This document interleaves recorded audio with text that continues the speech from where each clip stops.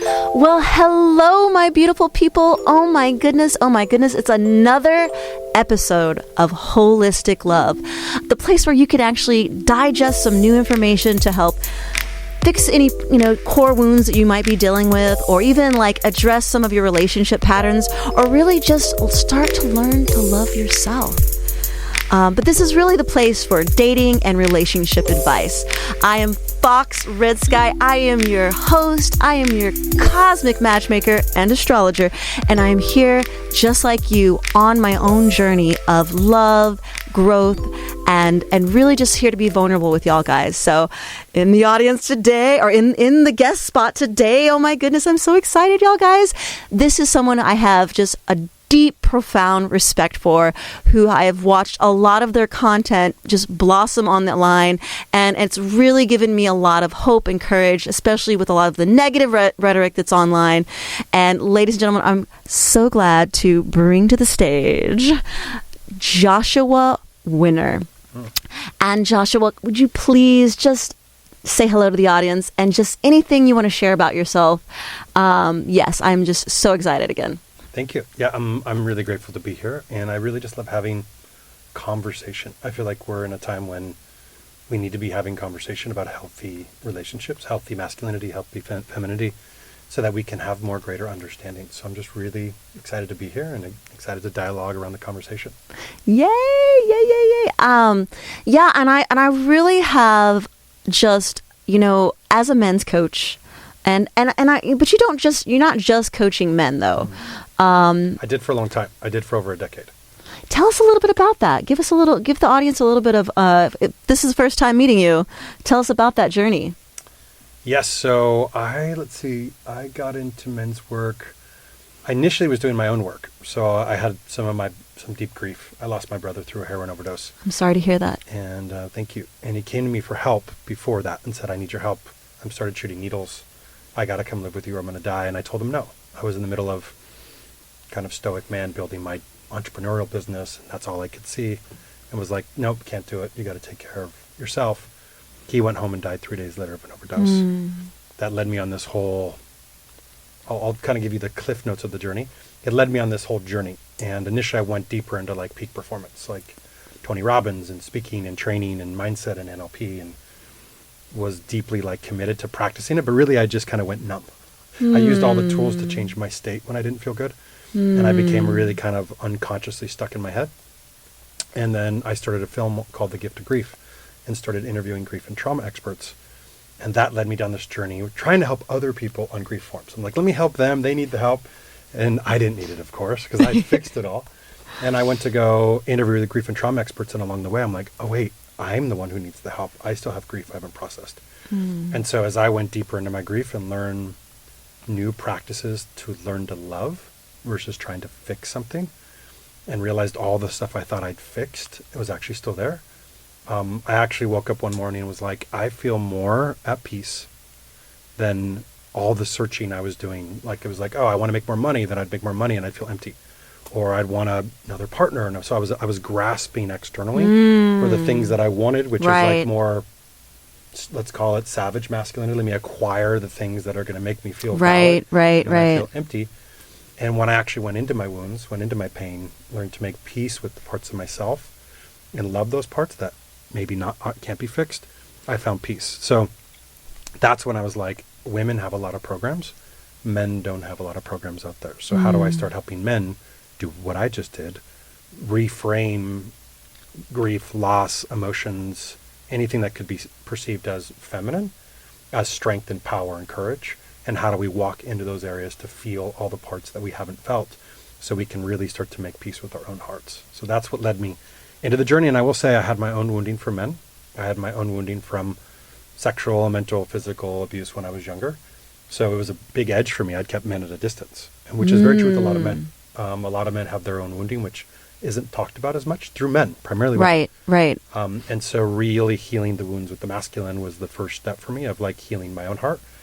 And along that journey, I just kept doing it, and I kept going deeper and deeper. So I have over a decade of experience of taking men into the mountains, and a lot of times very strong, fire, police, military, men that have been imprisoned, gang members, like men that are very more stoic traditionally, that don't shed emotion.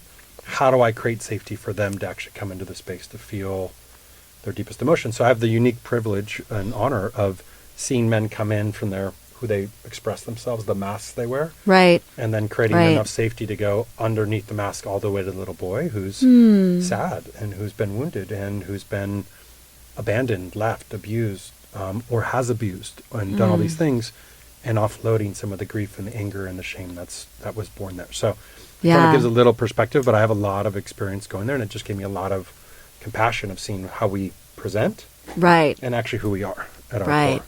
Right. And I have to reiterate this just one more time.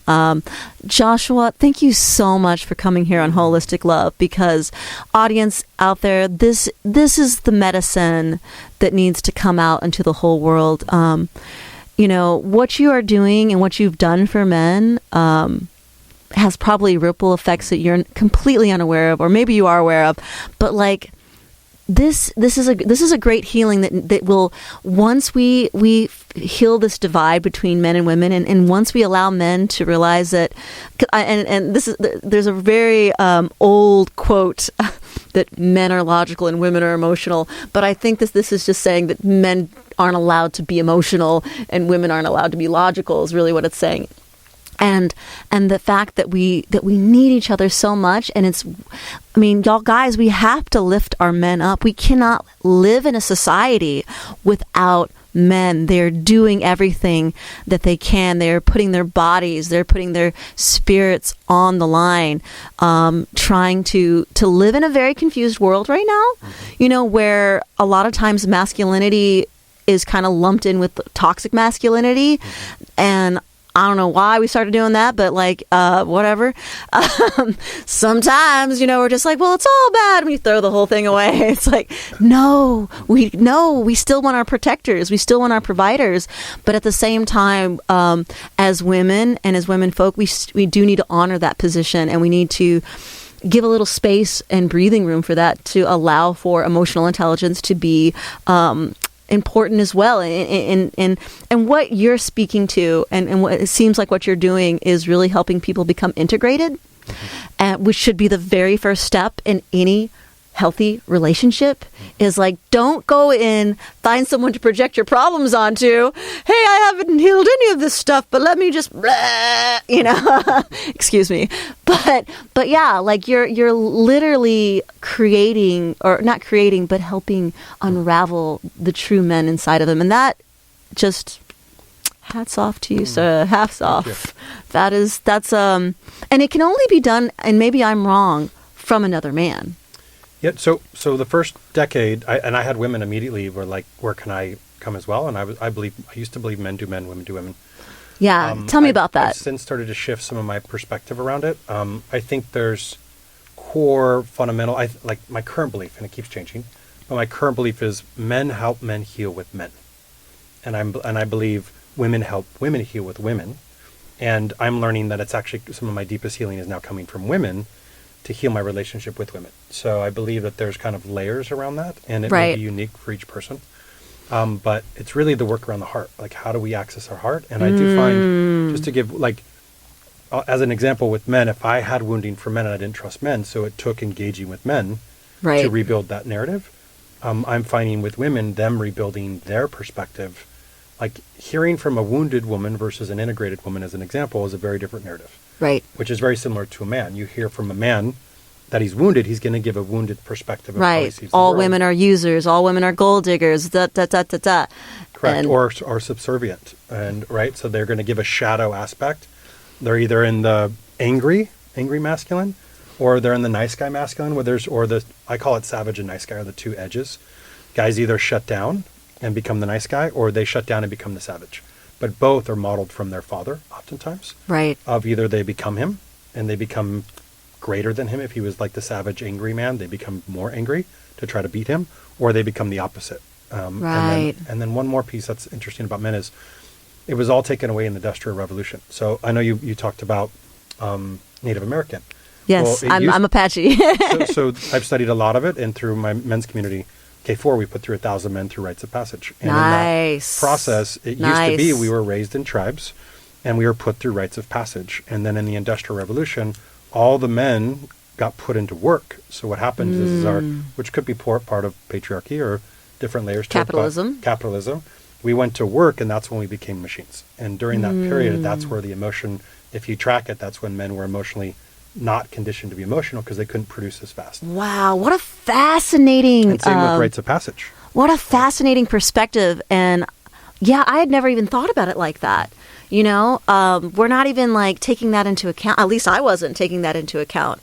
That the Industrial Revolution, you know, kind of like in school, which is really just teaching us how to be obedient workers, you know, little worker bees, you know, taking away our individuality and our ability to have critical thinking might have also taken away men's ability to be fully in touch with their emotions. Wow. Well, their emotions and rites of passage. And rites of passage. So what happened is wow. men were busy at work. So as a little boy growing up, what did you see? You saw your mom, so your mother's perspective of your father, and what she liked and didn't like is how you imprinted masculinity from your mom's viewpoint. And then the little bits of time you saw with your dad at the end of the day, if he was there. We need to do a movie. How you this needs to be a movie. Like, this needs to be somewhere. Like, that is so important. Like, now, did you make this connection on your own? No, it's through so my business partner is, his name's Philip Folsom, and he's an anthropologist. So kind of our two different studies combined together. Brought back a lot of what we were teaching and bringing back rites of passage. But with the right context, that's what's happening. You have men. Well, I'll say this from my perspective on a broad macro scale. The problem we currently have is you have multiple generations since the Industrial Revolution of men not being initiated, which I would say is integration. So a healthy, integrated masculine man is a man who's been initiated, gone through rites of passage, and he's learned how to be an adult man. I'm going to frame it that way. He's gone from a boy to an adolescent, and an adolescent to a man, and the men in the tribes use stories through 12 to 18 months and a clean break of mom. So there's a clean separation of the family unit. And then he went to go be with the men. And along that journey, they learned through stories, through fires, and a clean challenge called the rite of passage to become a man. What's happened is that was all taken away. So multiple generations of no rites of passage. So we have multiple generations of men as adolescents that never became full-grown masculine men. And they kind of encourage it in the media. Oh, just be that Peter Pan forever. Stoic. Or stoic. Yeah. Or like, where's all the traditional men who have no emotion? Right? So you're conditioned to either be the strong guy that's emotionless, that claims power, or the nice guy that's trying to adapt to mom's needs when she was angry at dad, and that's where you have all the nice guys. So you have these two kind of shadows. So my perspective is we're missing healthy, integrated masculinity for the men, but we're also missing it for the women. And so that's the big problem is I believe we're the problem and we're also the solution. Oh, wow. And Joshua, thank you so much again. And I love that you shared that, and that's new information for me. And so, like, anytime I learn something new, my little scorpion brain's like, yes, more information. But to share with you, you know, I have gotten to participate in some of the ceremonies, and have brought back a lot of ceremonies because it's all been lost, you know, especially for us Native people. We've been genocide, there's been erasery happen, and so like any ceremonies that we have are just like little precious gems that we just hold on to. But traditionally, like a vision quest was for a man. That was for a man, because the boys had to go and learn to be, you know, to kind of overcome that fear and come back to and bring back that vision. Because women are traditionally, because we have wombs, we are already connected to our intuition. We're already connected to the void. We are the gateway for all humanity to come through this world, from the spirit world into the physical world. But men, no offense, y'all had to go and kind of like be in the wilderness and kind of get close to those fears and to death in order to kind of experience that intuition and tap into that. We all have intuition, no doubt about it. And when but I did have the opportunity to do a vision quest at the age of 22, and beautiful, like being able to be initiated that, it was really powerful. But even as a grown woman, 20 years later, I see how beneficial that could have been for my son or for any young man who knows that you're going to source, you're going and finding your medicine, your gifts, and you're bringing that back and sharing it and lifting up the whole. Because that's the thing, like when you went to the mountain to not eat and drink for 3 or 4 days, you were sacrificing yourself for the whole. And just in that act itself is a powerful message of, it's not about me, it's about all of us. Mm-hmm. And when you came down, you were honored. We feasted. We sang songs about you, because whatever Spirit gave you, whatever vision you were given, was going to heal us all.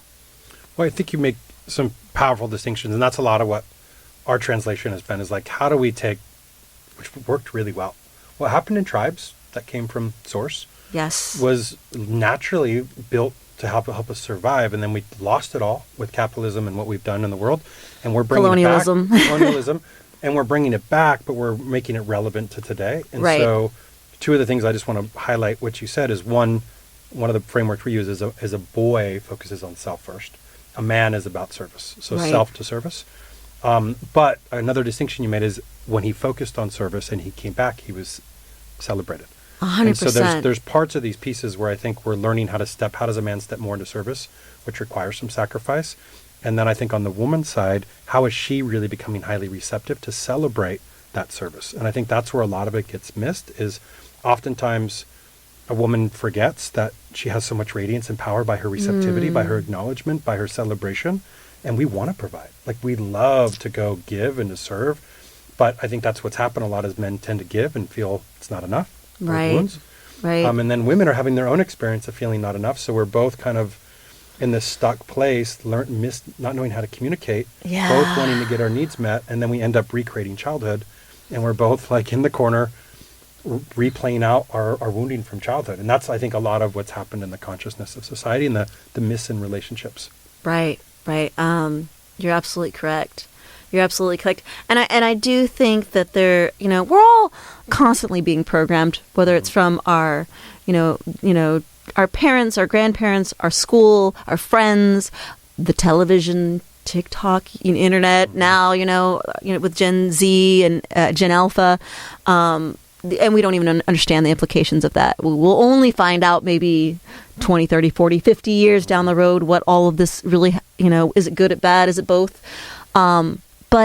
But what you're saying really, the dilemma between men and women and understanding our roles, our gender roles, and all of this confusion. Do I open the door for her, or how much do I want to provide? Everybody wanting that, like, what was that? 6'4", blue eyes, trust fund. It's like, what is that? Is that our values? Is that our alignment? Like that? That's what we want, women. We just want somebody who's just gonna provide us with a lifestyle, and that's what's gonna make us happy. What about somebody with integrity? What about somebody with empathy and kindness? What about somebody who is loyal and is going to, because money comes and goes, beauty fades, and we're all going to get older, and in our very capitalistic society currently, these are the things that we have as the highest plate. Youth. In order for a woman to have value, she must be, below the age of 30, and must be as thin as a rail, and in prime shape all the time. And for men, you have to have millions and millions of dollars in the bank. Otherwise, you're not worth anything. And so, all these like narratives and conflicting stories that kind of confuse us and keep us at bay from healing the divide, from really tapping into what we really, really want. Just having human beings have very simple needs, and it's not as complicated as we perceive it to be. But just, yeah, I know I've said a lot. No, it's great. I mean, a couple things that come up. One, because my business partner still goes and studies with tribes. And like, he's like, you go to there's still African tribes that exist that are very primal. And he's like, you go out there, there's no depression, there's no anxiety, there's no suicide. They haven't even heard of suicide. They're like, suicide? Like, they're like, none of the problems, there's no diabetes. Like, all the things that exist in our current society are with all the comforts we've created. We're totally disconnected. And what do tribes do? They sing together, they dance together. They're in community 24/7. When there's grief, they grieve together. They're in support and community, and so that's a lot of what we're missing is community, tribe, and we teach a lot of these fundamentals of like, how do you build tribe, how do you build culture, how do you rebuild family. But I also want to touch on one other piece you said is, I believe we're all stuck in codependency. Majority of 99% of us. So codependency means I'm codependent on you because I was brought into this earth And as humans, we can't survive on our own. So Right. if there is a mother that is not attuned, or a father, if somebody doesn't take care of our needs, we die. Right. Right. And so whereas other animals, some animals, I think all mammals need care to survive, whereas other reptilians and things don't. Some eat their babies, right? So, but luckily we don't eat our kids. Hopefully most people don't eat their kids. But we're born into codependency, and then if we don't go through our healthy rites of passage to get integrated, that's where I find we're recreating childhood. Right. And to define codependency is like about me. So like they call it first, second, third stage. First phase is I'm giving this to you because what are you going to do for me? So I'm giving to get. Right. Is stage one. So it's about me and it's about you, and we're both giving to get. Stage two is how do I take care of me and how do you take care of you? So it's more of a we conversation. And stage three is like, what would love do? Like how can I give love? So we're moving through the integration when you talk about a man's just looking at a woman for her aesthetic or her age or her beauty, and a woman is just looking at a man for what he can provide or his wealth or certain specific features, we're just stuck in a transaction. Right. We're saying, I'm going to trade my wealth and beauty or my sex, my body, and you're going to give me your status or your wealth, and we're going to trade. So I'm going to give this to you so you can give this to me. And oftentimes we're not even seeing individual. We're just in basic survival. So we're in really basic. So to me, that's how I have compassion for seeing where the world's at. There's a lot of survival. And talking about the dating world, I don't see men's or women looking at men's profiles, but from a man who's looked at women's profiles, and like it's really interesting. You see very clearly when you've done integration work, the difference between a woman who's integrated and a woman who's not. The women who aren't are very much around their bodies, and the language in their profiles is very much what a man can do for them. So it becomes really obvious, like, oh, they can't see who a man is, and they're still in a basic need of survival that it doesn't matter to them. Because once you do the integration, you can take care of yourself, which would be moving from phase one to phase two. Then it doesn't matter your basic survival. You're like, who's a long-term partner?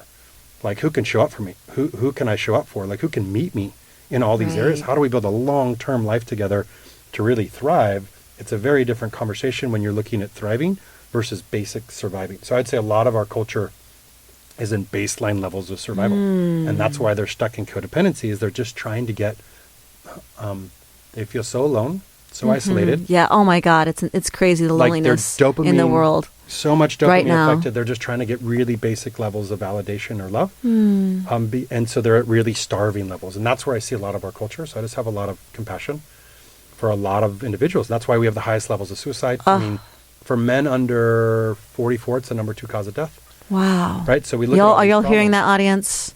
That's unacceptable.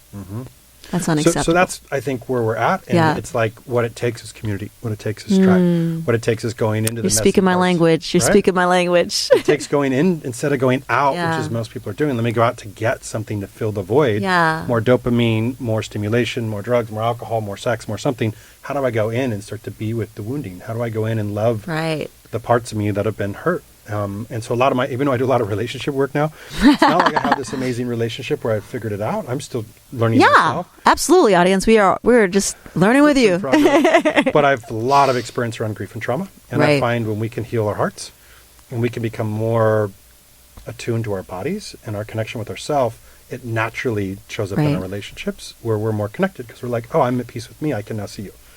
But if I'm at debris here, my intuition's off, everything's off, and I'm totally disconnected and trying to fill the gap. Yeah, and just to add a more of a personal story for my own, I had to admit, I had some codependent tendencies. Me too. In my relationship, and how was it harming and helping my, well, I don't know if it was helping, but and I had experienced a very traumatic childhood, probably from age 0 to I right when I joined the military at 17. I was like homeless from 14 to 17, and so like being that people pleaser, wanting to just I have needs and boundaries. Psh, no, thank you.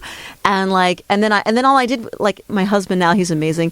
But he also I just found my mirror essentially. He was the same people pleaser, the same overgiver, the same, and I've luckily been able to find someone that I can grow with in that regard, where we both like sat down and realized, whoa, what are we doing here? And so, I think you can start at any time or age, like, but if you're not aware of it, it's like in your peripheral. You're just like, it's just like something that you'll never detect.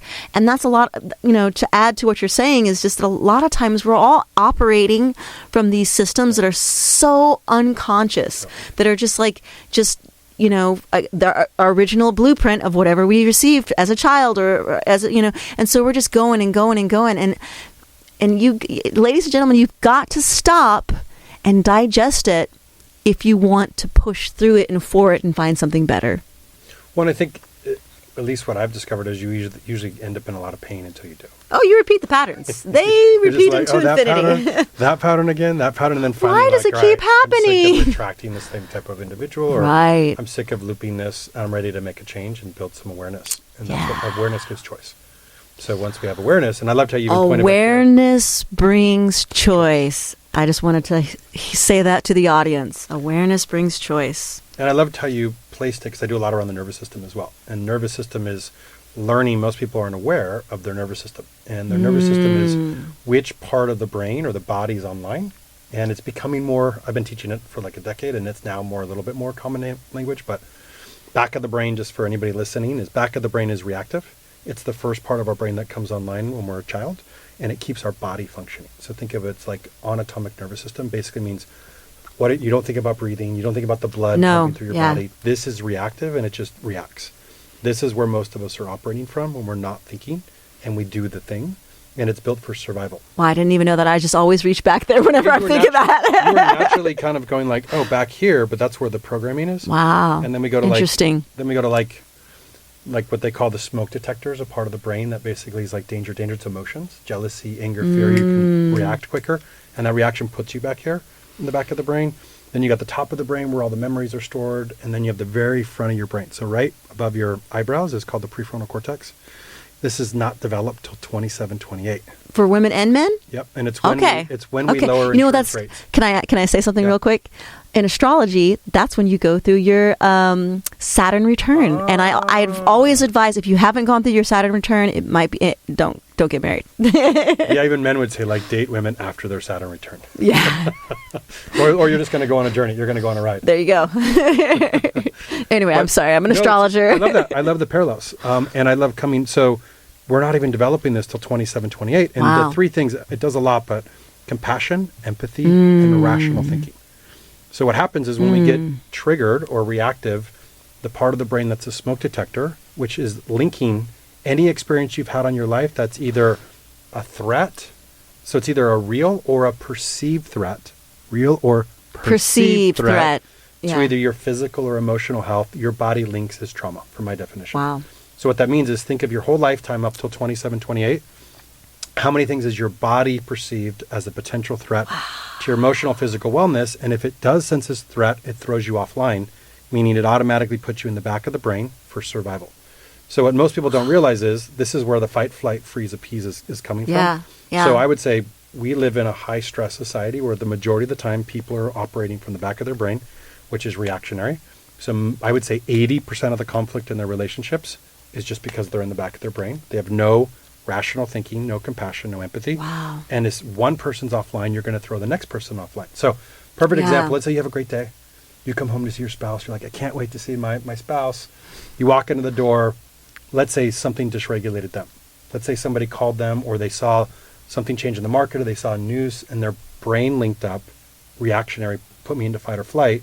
This is when you get in a fight over the dishes. And you're like, you ever gotten in a fight over the dishes? You're like, why are we fighting over the dishes? And it's no rational thought, but big blowouts over something stupid. It just means you're both dysregulated. So my point in sharing this is everyday examples with spouses and couples and individuals. If you can just learn your nervous system, that'll resolve 80% of conflict. Because what it does is it takes you out of reaction and it puts you into presence or awareness, which we talked about earlier, and you now have choice. If you are not into choice, then you're going to go back to repeating the same habits, which is yell at the kids or the spouse when you don't want to.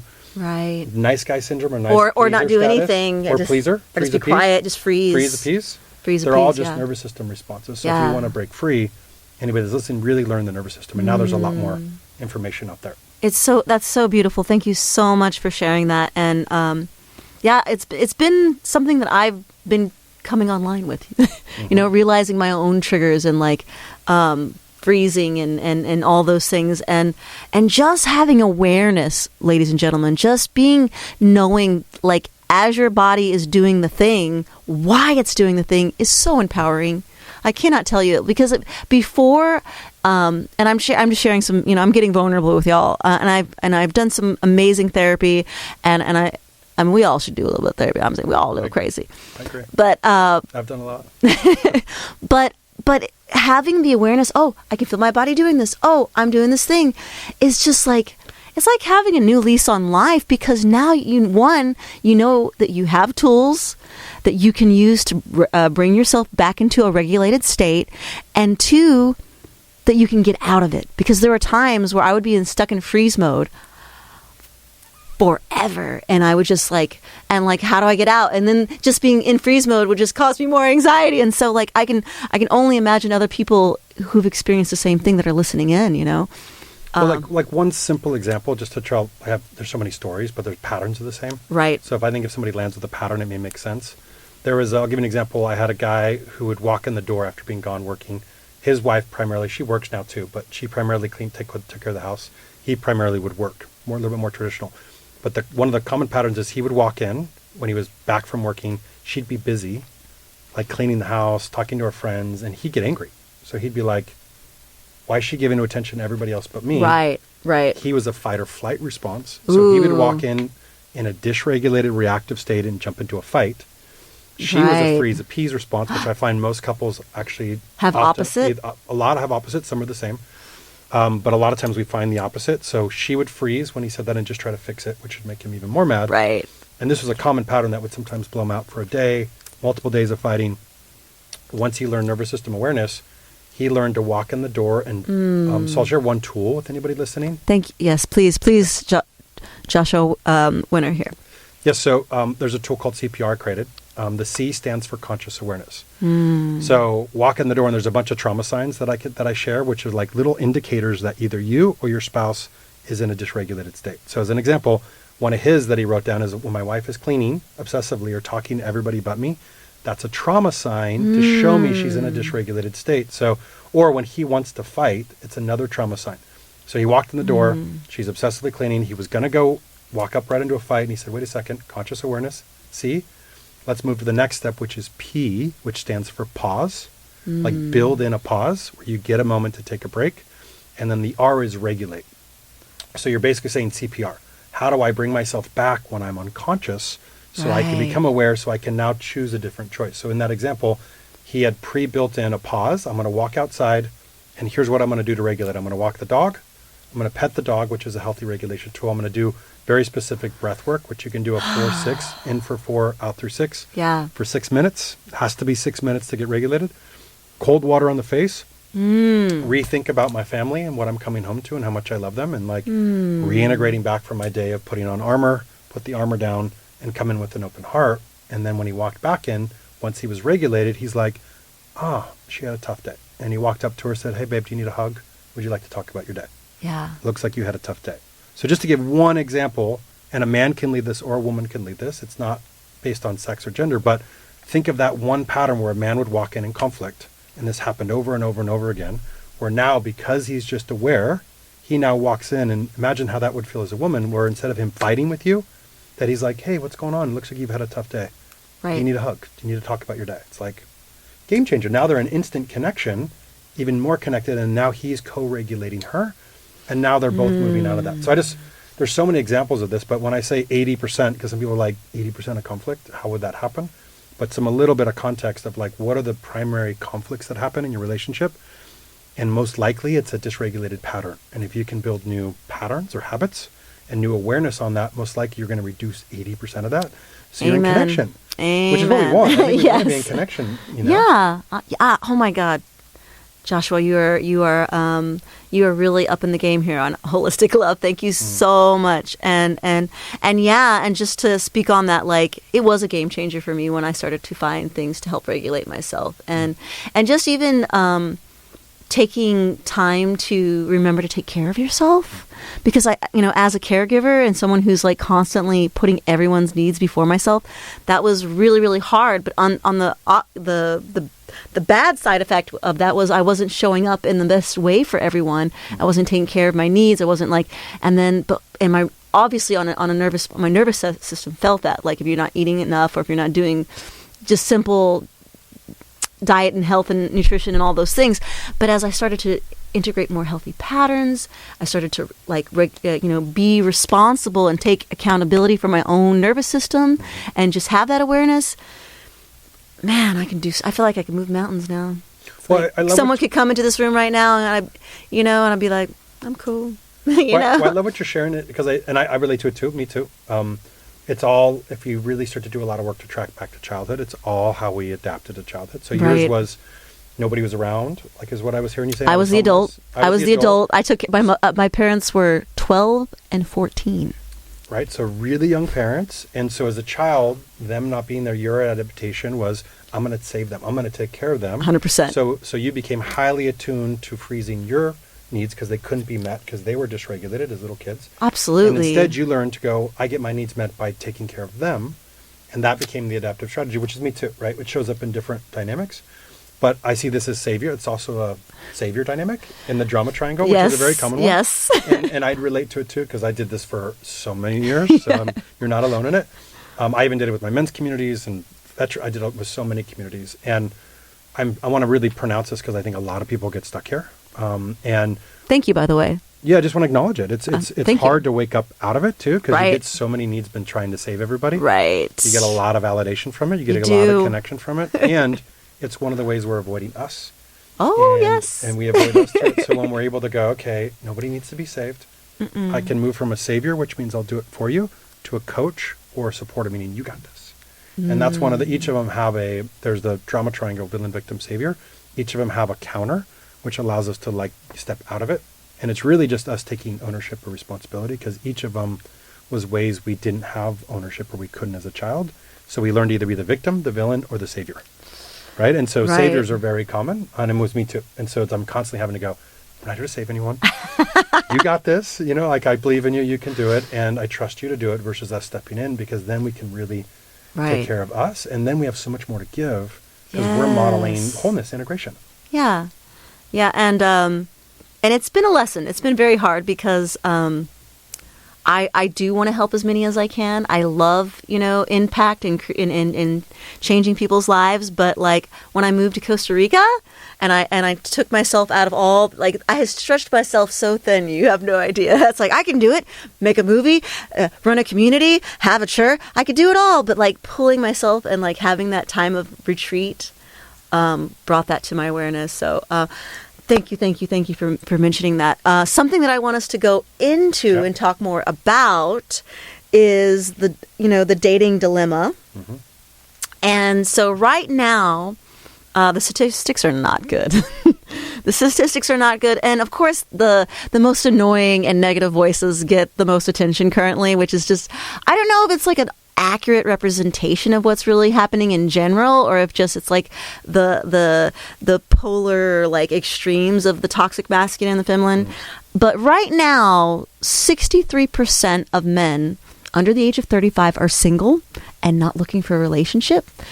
Wow. And say that again. 63% of men under the age of 35 are single and not looking for a relationship. Wow. And we have a predictor that's it's already happened in Japan and the UK. They're already experiencing this. We're coming into that right now, where women between the ages of 25 and 45 are expected to age out of having children because they will not have found a mate. Age out. 51% between 25 and 45 right now in the United States. So in the 25 women, meaning they'll go from 25 all the way up till they can't have children without. Women right now between the ages of 25 and 45, 51% of those people are expected to age out of having children. Age out meaning they'll age out before they can have children. Correct. So meaning a woman for 20 years, that's 25. Right now. Right, because I think 35 to 40 to 45 is when the body starts changing. Yes. That means they'll go 20 to 25 years and without finding, because the men aren't dating. Right. Right. So we're in a little bit of a dilemma. The women are? So that under 35, I believe only 30% of the women are not dating. Okay. But the thing is the that youth is what's happening right now. But, well, and also, yeah, it is. It's happening within the youth. But also, I think right now that women aren't finding men that want to settle down or want to have children. So, and they've spent all of this time and energy, maybe amassing a career or kind of building up their own income, and now they turn around and they're like, hey, I want to have kids. Hey, I want to like do this relationship thing. And then a lot of those people are already married and like, and you know, I don't know if you've heard about this, and maybe this is wrong, like the hyperbole, like kind of draft effect where women tend to date biologically across and up and men tend to date across and down. Yeah. It's an issue. There's something going on, and it breaks my heart. And we are experiencing, you know, loneliness at unproportionable. You know, it is an epidemic in this country, and maybe around the world, but especially in the United States. Yeah, I mean, just as my own personal thoughts on it, I think there's been a culture that was heavily encouraging. Where did I read some stats? I read some stats that it was a woman. It was Alison Armstrong. It's one of her perspectives on it, of like women wanting to enter the marketplace to compete on some level. Right. And so the competition changed the trajectory of where things were at. And so I think it's a combination of things. I think there's a combination of heavy capitalism. Right. What we said, industrial revolution. Right. The man and then the woman swung. And then I think now we're just trying to normalize out what's actually happening. But I see it as a big problem on both sides. Right. I see it also with the men. I think there's a lot more women that are conscious and aware. I do think it's more women statistically than there is men. But I do see this whole swing movement of men's work that's come up really strong. And a lot more men are wanting to show up, are committed to doing the work. I think one of the challenges right now is there's a lot of, how would I put it? Because of the pain men have caused, there's a lot of anger in the collective consciousness at masculinity. And so it's really like men are overly cautious. Right. I know about because this. You don't want to get canceled. You don't want, there's how many Facebook groups of like, don't date these men. Right? I don't know about that. There's Facebook groups in almost every city across the country. Wow. Where women will post guys. That seems kind of Well, I've heard about them and cruel. Sent me photos. How many? I don't know. Well, here's what I will say. What becomes unredeemable? I see both sides. I think if there's a violator, a predator, totally valid for women to be aware of, like, where's the predators at? Is there any way to redeem a predator? I don't know. That's a good point. I do a lot. I've done a lot of messy situations. I've done a lot of really outside the box messy situations. That's why I'm not credentialed as a therapist. I stayed as a coach, but I used a lot of therapies just as a coach. As I wanted to work on outside the box cases that as a therapist I would have to report. I'd have to do a lot of things. Right. Because I believe, where do they go to heal? Yeah. Like if you have to report somebody and they just go to jail, where you're rehabilitating. If you're doing things. Ooh, so for me, this is some heavy stuff, y'all guys. Yeah. Whoa. Yeah, and so that's why I did that for a long time. I'm moving away from some of the heavier stuff because it was heavy for a while, but it gave me a lot of compassion, and it all was back to trauma. It was all back to childhood, the hurt. But to pivot kind of back where we're at, I think we're in a current time when a lot of the masculine is now rising. Right. Similar to how the feminine Me Too movement came out and gave rise to feminine reclaiming their power and like needing sovereignty, needing apology, needing like justice. Right. And now it feels like that justice is now villainizing a little bit of the masculine, and the masculine's kind of rising out of it. And that's why you see the kind of bridges of the extreme red pill movement. Right. But there's a whole nother side. And so I just see there's a lot of men I see that are doing the work. There's a lot of healthy, integrated masculine men doing the work. And I know there's a lot of women, but I still see it just because I post a lot. I get about 50% of the women are really angry when I post invitations to take ownership for women. And when I do that for men, I know I'm shaming men if I get men attacking me. Right. That's to me the line. Men will not just listen to me. If I'm challenging them to get better, I don't get a response from men, but they send me individual messages. If I'm challenging them to get better, that's where I typically notice they come at me, and it's usually blaming men. So what I'm holding space for now is, I believe that's why I'm even doing a lot more women's work, and more recently, like, feel called to like help women heal the wounding around men, so that we can accelerate this so that they can actually have the relationships that they want. Because I believe it's an internal game. I believe we're doing the work energy to block first, it. man. Yeah. Like if we're blocking it, what we're seeing is a fragment of our internal landscape. I agree. I agree 100%. And learn how to communicate more effectively with men. I just think we're so simple. And I feel like if women are like they got all these buttons and all these things, and it's like there's so many different layers because it's your life, your vibrancy, your aliveness. It's always changing. It's always moving. Versus men, we're more stoic. We're more awareness, consciousness. Like the basic levels of polarity are like love and consciousness. Masculine's consciousness, feminine's love, which is like everything. So I believe learning, that's why I was forever like, men, how do we do the work to develop emotional intelligence, to work through our wounding, to lead our family units? But I found men doing that, it's like a slow burn process, and then women kind of see what's happening. So I was training men to go, how do I lead my family first? Wow. What I'm finding though is 50% of the men would come because their partners wanted them to come in the first place, because men are less statistically inclined to do the work. 90% of personal development is women. 90%. 90% of who buys products, who does the work. And working with women do the work really quickly, more emotionally intelligent, literally like 100 years ahead of men. It's just how, and the way the brains are wired in a woman. That's not funny, but but it's true. But I'm sorry. It's totally true. So in the way the brains are developed, you actually can go back and forth in your brain. So like a lot of the common challenges is a woman can literally go back and forth to logic, to emotion really quickly, back to your conversation earlier, because of how our brain's wired. Where men, it takes us a minute to move from logic into the emotional parts of our brain. So if I'm training men to go into the emotional parts of the brain, it's like a really slow process, and then I have to slowly lead. But if I'm training women, you guys do it fast. So I'm realizing I think women actually can lead their relationships much faster than men, because I believe whoever's more resourced leads. So if a woman's more resourced emotionally and she has more patience for a man, then what's going to happen is she's going to learn like, oh, I just have to be patient for his heart to come online emotionally. Like I want him to be patient with my body. Like a woman's usually like, oh, he just wants sex. He just wants sex. He's really like, where's the intimacy? Can you connect with me for a moment? He's like, sex. It's the same with our hearts. Is like, how does a woman learn to slow down and be like, oh, let me give him a moment? Because I'll give you an example. If I could think of a story where like a woman's like says something, she can immediately, and he's thinking about it, meaning he's in the rational brain. She asks him a question. She's immediately going back and forth from the emotional brain to the rational brain. He's making it up. She can jump back and forth really quickly and be like, where is he at? And make up the logic reasons why he must be there, get frustrated with where he's doing, make conclusions about what's happening. He's still just going, all right, let me slowly step into what I'm feeling. And she's ran circles around him, right? That's what's happening. And then she's mad because he's not meeting her. Right. Instead of going, we're a different species. Imagine he's doing that with her, with wanting to get her naked to have sex with her. Right. Like most women are like, take it slow. Like tease me, tease my mind. Playfully flirt with me throughout the day. Like they're wanting to be intimately with their mind before their body. Like see me, feel me, connect with me, then come to my body. A man's wanting the same thing with his heart. And I think if women really start to get that we're just different, they can, like, we want to serve. So it's just going like, oh, how do I adjust myself so that I call out the version of him that's already wanting to do everything I want him to do?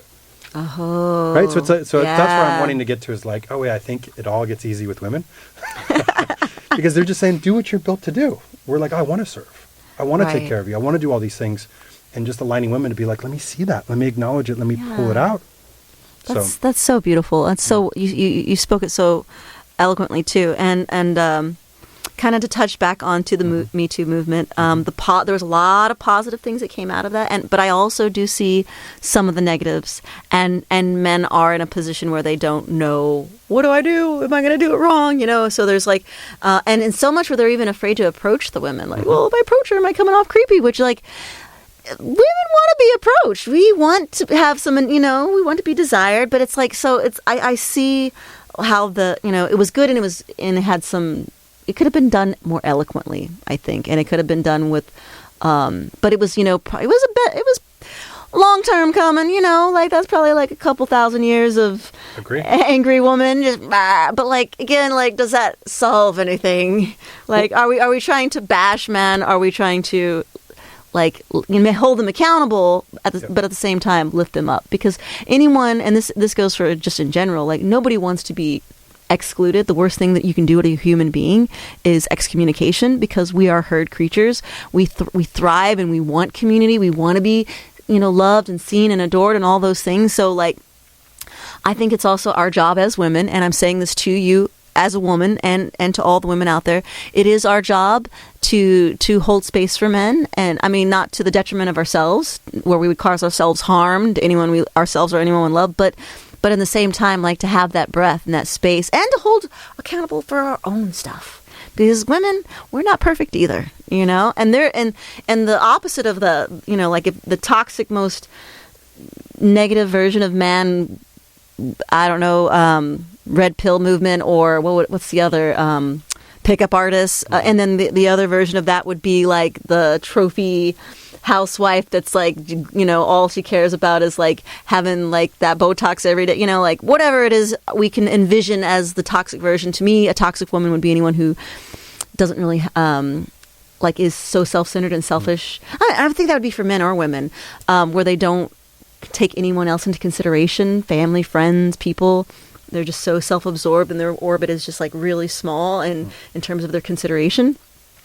But yeah, anyone who lies, but that's just man or woman. Anyone who would throw someone under the bus to save themselves, man or woman again.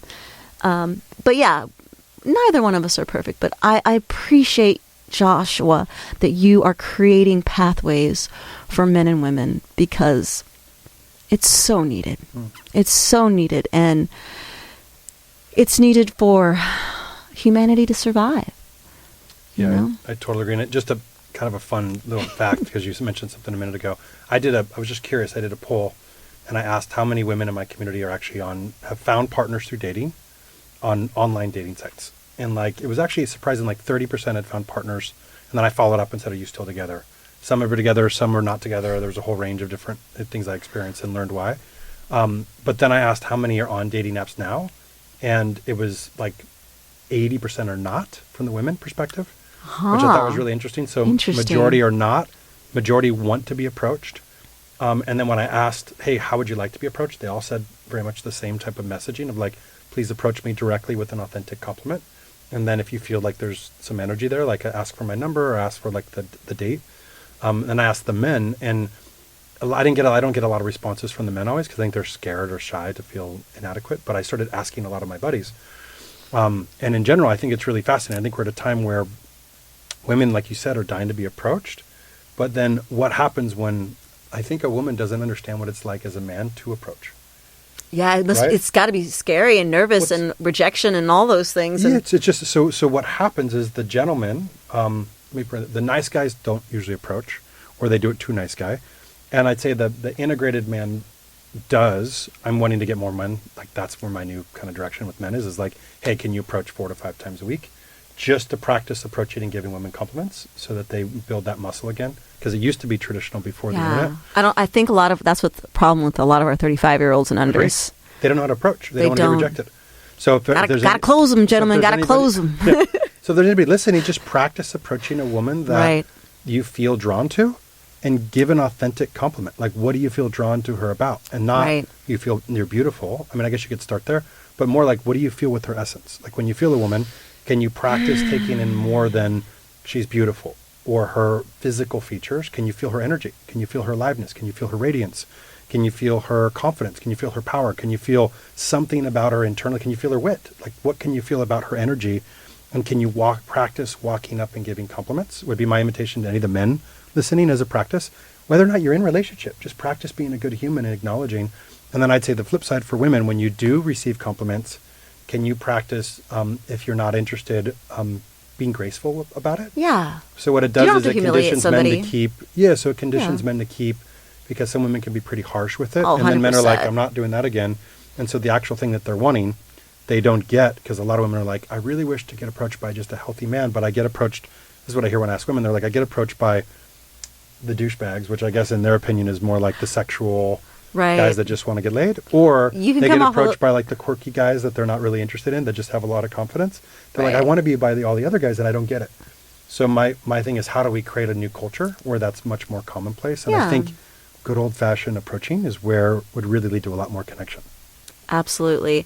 And something that I, because sometimes, us beautiful women can get a little egotistical. And, I always say, are you coming from spirit? Are you coming from ego? And I've said, and I don't mean to say this, but like when I've heard one of my girlfriends be like, "Oh my God, how dare you?" I'm like, "Don't worry, you're going to be real old and no one will give you any compliments." And then she's like, "Oh," and I'm like, because it's like the truth. Like I know that like, it can be annoying, but like I always think how hard it was for that person. And we're all beauty fades. And there's going to be a time where I will be 80, 90 years old if God willing, and I'm not going to be getting all those cat hollers, and so it's just having that kind of perspective to women. It's like it takes a lot for a man to approach you. Be thankful that you have beauty and that you have youth, because all those things will go away one day. And just look, I love that you want to change the culture. That's beautiful. Well, and I think just one other piece, as you mentioned that, I think because women get approached so much, they think men get approached a lot. And one of the most common things the deepest things men need is to be seen and appreciated. And oftentimes what I think is I hear this a lot from men in relationships is they're like, I don't never hear from my partner that she's actually attracted to me. So one of the things they're missing or craving, I tell mine all the time. I'm like, baby, you so fine. How'd I get you? See? Oh my goodness. Good woman. But I would encourage eyes. Yeah, but I would encourage any of the women listening, please, like you'll notice such a difference in your man. Of just like you'll see his shoulders stand back, you'll notice him want to serve and show up more. Of like some of those things get missed a lot, and I see it a lot with really strong men. Like a lot of strong men, like, oh, I just thought you were good because you just moved through the world so powerful, you just handle so much that they don't realize men don't get it. And so maybe here's another angle: if you're not feeling as much intimacy in your relationship, or you feel like he prioritizes work too much or other things besides you, practice spending a couple weeks just really seeing and acknowledging him, and watch that shift. So it's another example of you have the power. Instead of complaining about what he's doing, change how you're showing up and what you're acknowledging, and you'll see him change dramatically. I definitely feel like one of my love languages is words of affirmation. So like I don't think that's a problem in my. Is it high for both of you guys? Yes. Okay. So yes. High level. You're like, oh, we both feel like loved and acknowledged. All the time. But it was because one of the things I just because I think it was because I didn't get it when I was a child.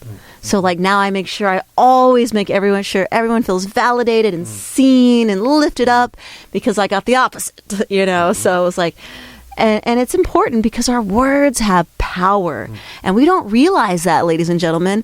We have the ability to heal or harm, men and women. So just be mindful of that. So important. Yes. Oh my goodness. I feel like we could talk forever and ever. This has been such an amazing conversation. I really have to, is there anything else you want to share with the audience that you're doing right now? That how they can find you, if they want to lean in more to what you're doing and really be a participant, where can they find you? Yes, so the easiest way is either on like my Instagram is Joshua Michael Wenner, and it's Wenner. My website's joshuawenner.com, and I'm currently launching a women's program. It's called The Sovereign, and it's for women wanting a relationship or wanting to deepen a relationship with a conscious, traditional, masculine man. And that starts in October, so in about 4 weeks. And then it's a 3-month container, and then I'm also launching my film called The Gift of Grief. And that's at thegiftofgrieffilm.com, and there's 22 days of conversations around the holidays, so it'll be December 6th to the 28th, and I'll be doing 22 days of conversations with a lot of the individuals I interviewed. And I'll also be releasing the film, and really just making more awareness of grief. It's the cornerstone of my work. And the last thing I'll say about that is, if you think about it, I usually tell a long story around this, but I'll make it simple. When you're in the womb, that's a whole world, right? Like you're in the womb, seeing the world from that viewpoint, and then one day you come out of the womb into this whole nother world, and do you come in laughing and smiling, or do you come in grieving? You don't. You come in grieving. You do? Well, when a baby's born, yeah, right? it's like, crying. It's crying. So that's right. So it's like when we come in, if we come in grieving, shouldn't that be the fundamental tool that we learn to move through the world? And so if we can start to reframe grief and loss, I like that. It's how you move through change. So I think it's desperately needed from everybody. That is so good. We will definitely have you back on. I know that you are just a well of information and knowledge that is If I can support you as an Apache woman, as a matchmaker, whatever you need, you have my full support, because I really love your message, and I love what you're doing for men and women and for couples. It is definitely a powerful gift that you're sharing with the world right now. And ladies and gentlemen, oh my God, I'm so sorry. This is another amazing episode of Holistic Love. I am your matchmaker, your astrologer. I just want to say thank you, audience, for tuning in, for listening. And remember, wherever you are in any stage of life or love, that one, you are worthy of love. And that love has to come from you first. So remembering having safe, healthy practices of integrating yourself as a human being starts with you first if you want to call in the love of your life. Thank you so much, guys. Mwah.